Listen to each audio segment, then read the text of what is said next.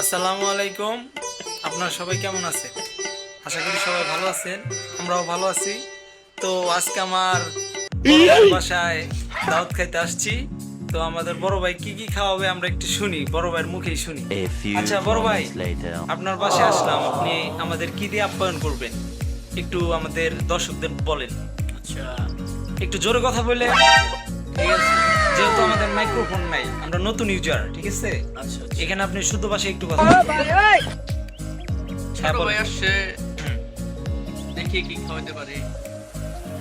মানে আল্লাহ ডাইল ভাত যাই মিলাই তাই খাওয়াবেন, ঠিক আছে কি? হ্যাঁ হ্যাঁ হ্যাঁ। সেটাই।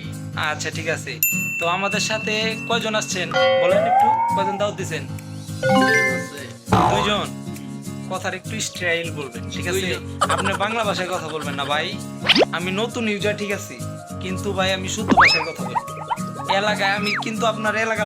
তো আমরা যতক্ষণ ধরে আসছি এতক্ষণে মানে আমাদের যে আইটেমই খাওয়ান আপনি, তার 3টা বল রান্না হয়ে যাবে। তো এই যে দেখেন রাগ করে একজন চলে গেল।